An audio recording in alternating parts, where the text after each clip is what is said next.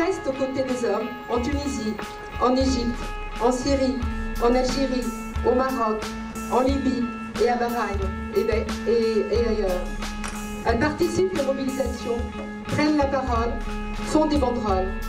Leurs revendications de démocratie, d'égalité et de dignité sociale en charrient d'autres, plus particulières dans leur sillage. Mettre en commun nos constats, nos combats, nos revendications, parce que nous avons appris depuis longtemps que les idées n'ont pas de frontières et qu'il faut les faire circuler pour essayer de peser sur les transformations du monde.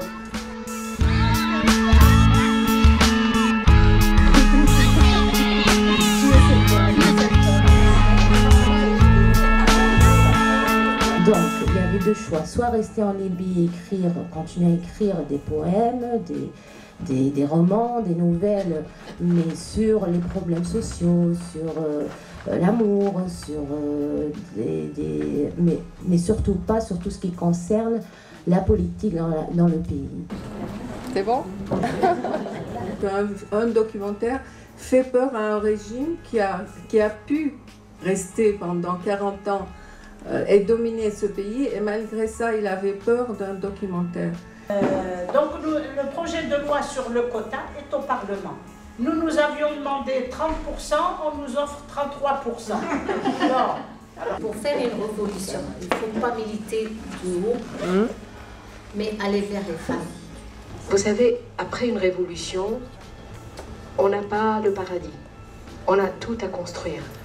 Parce qu'une dictature a cette spécificité de tout détruire. C'est de la prédation généralisée sur tous les plans.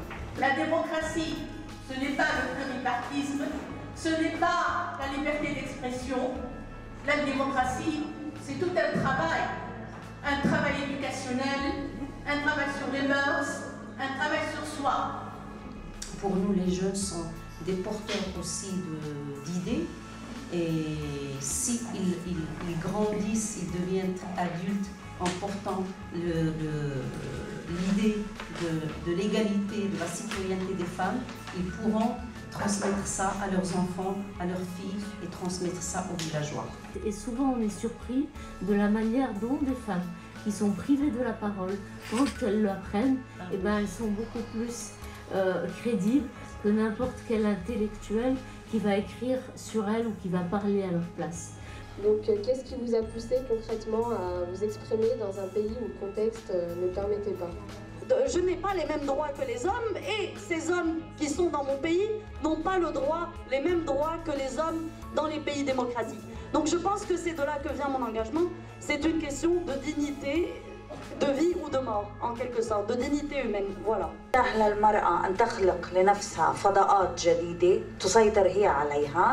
Donc ces médias alternatifs ont permis à la femme de créer de nouveaux espaces qu'elle contrôle elle-même.